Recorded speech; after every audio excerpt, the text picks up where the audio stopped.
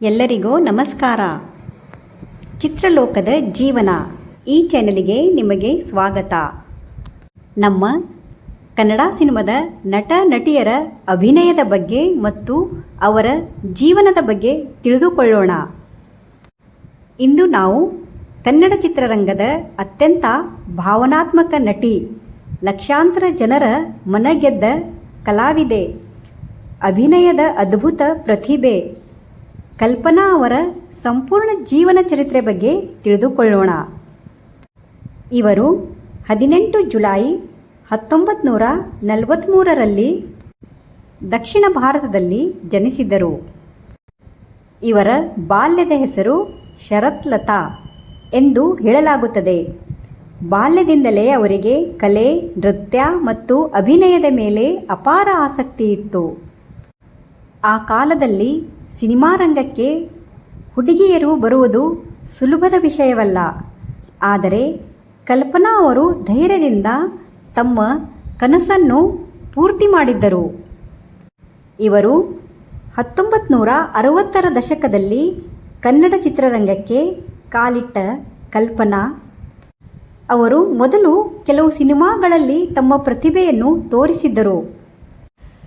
ಅವರ ನೈಸರ್ಗಿಕ ಅಭಿನಯ, ಕಣ್ಣಿನ ಭಾವನೆ ಮತ್ತು ಭಾವನಾತ್ಮಕ ಸಂಭಾಷಣೆ ಜನರ ಮನಸ್ಸಿಗೆ ತುಂಬ ಹತ್ತಿರವಾಗಿತ್ತು. ಇವರ ಪ್ರಸಿದ್ಧ ಸಿನಿಮಾಗಳು ಸಾಕು ಮಗಳು, ಬೆಳ್ಳಿ ಮೋಡ, ಗೆಜ್ಜೆ ಪೂಜೆ, ಸರ್ವಮಂಗಳ, ಗಂಧದ ಗುಡಿ ಹಾಗೂ ಶರಪಂಜರ, ಎರಡು ಕನಸುಗಳು ಮುಂತಾದವು. ಆದರೆ ಶರಪಂಜರ ಸಿನಿಮಾವನ್ನು ಕಲ್ಪನಾ ಹೊರತುಪಡಿಸಿ ಯಾರೂ ಅಷ್ಟು ಭಾವನಾತ್ಮಕವಾಗಿ ಮಾಡಲಾರರು. ಈ ಸಿನಿಮಾದ ಬಳಿಕ ಕನ್ನಡ ಚಿತ್ರರಂಗದಲ್ಲಿ ಅವರ ಹೆಸರು ದೊಡ್ಡ ಮಟ್ಟದಲ್ಲಿ ಪ್ರಸಿದ್ಧಿಯಾಯಿತು. ಕಲ್ಪನಾ ಮತ್ತು ಡಾಕ್ಟರ್ ರಾಜ್ಕುಮಾರ್ ಅವರ ಜೋಡಿ ಕನ್ನಡ ಸಿನಿರಂಗದ ಅತ್ಯಂತ ಪ್ರಸಿದ್ಧ ಜೋಡಿಗಳಲ್ಲಿ ಒಂದು. ಇಬ್ಬರು ಸೇರಿ ಅನೇಕ ಕ್ಲಾಸಿಕ್ ಸಿನಿಮಾಗಳಲ್ಲಿ ನಟಿಸಿದ್ದಾರೆ ಹಾಗೂ ಅನಂತ್ ನಾಗ್ ಜೊತೆ ಕೂಡ ಇವರು ನಟಿಸಿದ್ದಾರೆ. ಇನ್ನು ಅನೇಕ ನಟರ ಜೊತೆ ಇವರು ನಟಿಸಿದ್ದಾರೆ. ಇವರಿಗೆ ಮಿನುಗುತಾರೆ ಎಂಬ ಬಿರುದ ಇತ್ತು. ಕಲ್ಪನಾ ಅವರು ಸುಮಾರು 78 ಸಿನಿಮಾದಲ್ಲಿ ನಟಿಸಿದ್ದಾರೆ. ಇವರು ಕನ್ನಡ ಮಾತ್ರ ಅಲ್ಲ, ತಮಿಳ್, ತೆಲುಗು, ಮಲಯಾಳಂ. ಕಲ್ಪನಾ ಅವರ ಅಭಿನಯದಲ್ಲಿ 3 ವಿಶೇಷತೆಗಳು ಇವೆ. ಅವರ ಕಣ್ಣಿನ ಅಭಿನಯ. ಅವರು ಮಾತಿಲ್ಲದೆ ಕಣ್ಣುಗಳಿಂದಲೇ ಭಾವನೆ ಹೇಳುತ್ತಿದ್ದರು. ಅವರ ಅಭಿನಯದಲ್ಲಿ ನಾಟಕೀಯತೆ ಕಡಿಮೆ, ಸಹಜತೆ ಹೆಚ್ಚು. ಅವರು ದುಃಖದ ದೃಶ್ಯಗಳಲ್ಲಿ ಜನರನ್ನು ಅಳಿಸುವಷ್ಟು ಭಾವನೆ ಮೂಡಿಸುತ್ತಿದ್ದರು. ಆ ಕಾರಣಕ್ಕೆ ಅವರನ್ನು ಕನ್ನಡದ ಟ್ರಾಜೆಡಿ ಕ್ವೀನ್ ಎಂದು ಕರೆಯಲಾಗುತ್ತಿತ್ತು. ಅವರ ಕಾಲದಲ್ಲಿ ಅವರು ಬಹಳ ಬೇಡಿಕೆಯ ನಟಿಯಾಗಿದ್ದರು. ನಿರ್ದೇಶಕರ ಮೊದಲು ಆಯ್ಕೆ ಕಲ್ಪನಾ ಅವರು ಆಗಿದ್ದರು. ಪುಟ್ಟಣ್ಣ ಕಣಗಾಲ್ ಇವರ ಎಲ್ಲ ಸಿನಿಮಾಗಳು ಪ್ರಸಿದ್ಧ ಆಗಿದ್ದವು. ಕಲ್ಪನಾ ಅವರ ವೈಯಕ್ತಿಕ ಜೀವನ. ಪರದೆ ಮೇಲೆ ಯಶಸ್ಸು ಕಂಡರೂ ವೈಯಕ್ತಿಕ ಜೀವನದಲ್ಲಿ ಅವರಿಗೆ ಸಾಕಷ್ಟು ಕಷ್ಟಗಳು ಎದುರಾದವು. ಅತಿಯಾದ ಕೆಲಸದ ಒತ್ತಡ, ಮಾನಸಿಕ ತೊಂದರೆ ಮತ್ತು ವೈಯಕ್ತಿಕ ಸಮಸ್ಯೆಗಳು ಅವರನ್ನು ತುಂಬ ಕಾಡಿದವು. 1970ರ ದಶಕದ ಕೊನೆಯಲ್ಲಿ ಕಲ್ಪನಾ ಅವರ ಆರೋಗ್ಯ ಮತ್ತು ಮನಸ್ಥಿತಿ ದುರ್ಬಲವಾಗಿ ತೊಡಗಿತ್ತು. ಕಲ್ಪನಾ ಅವರು BS ವಿಶ್ವನಾಥ್ ಅವರ ಜೊತೆ ಮದುವೆಯಾಗಿದ್ದರು. ಆದರೆ ಅವರಿಗೆ ಮೊದಲೇ ಒಂದು ಮದುವೆಯಾಗಿತ್ತು. ಆದರೆ ಕೆಲವು ವರ್ಷ ನಂತರ ಇವರು ದೂರವಾದರು. ಆಮೇಲೆ ಇವರು ಇನ್ನೊಂದು ಮದುವೆಯಾದರು ಎಂದು ಹೇಳಲಾಗಿದೆ. ಇವರ ಎರಡನೆಯ ಗಂಡ ಗುಡಿಗೇರಿ ಬಸವರಾಜ್ ಎಂದು. ಇವರು ನಾಟಕ ರಂಗಕ್ಕೆ ಸೇರಿದವರಾಗಿದ್ದರು.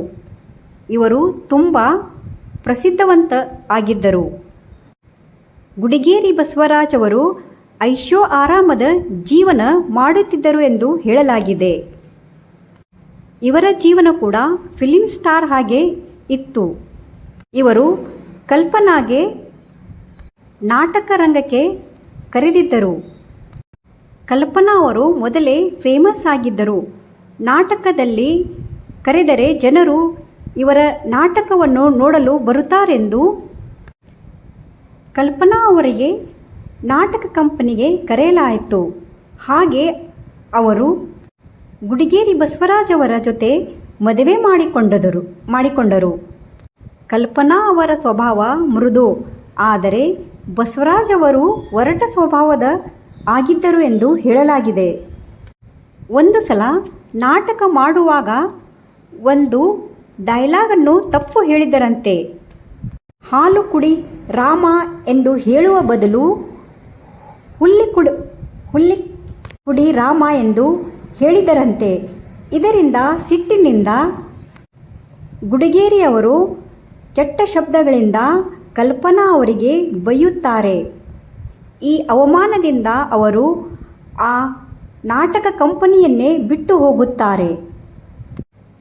ಆ ಅವಮಾನದ ಕಾರಣದಿಂದ ಅವರು ನಿದ್ದೆ ಮಾತ್ರೆ ಮತ್ತು ವಜ್ರದ ಹರಳು ನುಂಗಿ ಆತ್ಮಹತ್ಯೆ ಮಾಡಿಕೊಳ್ಳುತ್ತಾರೆ ಎಂದು ಕೆಲವರು ಹೇಳಲಾಗಿದೆ. ಆದರೆ ಕಲ್ಪನಾ ಅವರು ಒಂದು ಪತ್ರದಲ್ಲಿ ನನ್ನ ಸಾವಿಗೆ ಯಾರೂ ಕಾರಣವಿಲ್ಲ ಅಂತ ಬರೆದಿದ್ದಾರೆ ಎಂದು ಹೇಳಲಾಗಿದೆ. ಅವರಿಗೆ ಆವಾಗ ಕೇವಲ 36 ವಯಸ್ಸು ಎಂದು ಹೇಳಲಾಗಿದೆ. 1971ರಲ್ಲಿ ಅವರ ಅಕಾಲಿಕ ನಿಧನ ಕನ್ನಡ ಚಿತ್ರರಂಗಕ್ಕೆ ದೊಡ್ಡ ಆಘಾತವಾಯಿತು. ಅವರ ನಿಧನದ ಸುದ್ದಿ ಕೇಳಿ ಅಭಿಮಾನಿಗಳು ಕಣ್ಣೀರಿಟ್ಟರು. ಅನೇಕ ಕಲಾವಿದರು ಕನ್ನಡ ಚಿತ್ರರಂಗ ಒಂದು ಅಪರೂಪದ ಪ್ರತಿಭೆಯನ್ನು ಕಳೆದುಕೊಂಡಿತ್ತು ಎಂದು ದುಃಖ ವ್ಯಕ್ತಪಡಿಸಿದ್ದರು.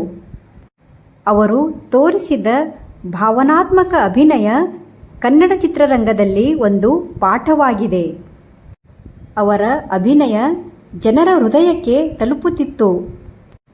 ಪ್ರತಿಭೆ ಇದ್ದರೆ ಯಶಸ್ಸು ಸಿಗುತ್ತದೆ, ಆದರೆ ಮನಃಶಾಂತಿ ಕೂಡ ಅಷ್ಟೇ ಮುಖ್ಯ. ಕಲಾವಿದರ ಬದುಕಿನ ಹಿಂದೆ ಅನೇಕ ಕಷ್ಟಗಳು ಇರುತ್ತವೆ. ಕನ್ನಡ ಚಿತ್ರರಂಗದ ಇತಿಹಾಸದಲ್ಲಿ ಕಲ್ಪನಾ ಅವರ ಹೆಸರು ಸದಾ ಅಮರ. ಅವರು ನಮ್ಮೊಂದಿಗೆ ಇಲ್ಲ, ಆದರೆ ಅವರ ಸಿನಿಮಾಗಳು ಮತ್ತು ಅಭಿನಯ ಎಂದೆಂದಿಗೂ ಜೀವಂತ. ಒಬ್ಬ ಕಲಾವಿದ ಸಾಯಬಹುದು, ಆದರೆ ಅವರ ಕಲೆ ಎಂದಿಗೂ ಸಾಯುವುದಿಲ್ಲ. ಧನ್ಯವಾದ. ಇಂತಹ ಇನ್ನಷ್ಟು ಕನ್ನಡ ನಟ ನಟಿಯರ ಜೀವನ ಚರಿತ್ರೆಗಳಿಗಾಗಿ ನಮ್ಮ ಚಾನಲಿಗೆ ಸಬ್ಸ್ಕ್ರೈಬ್ ಮಾಡಿ.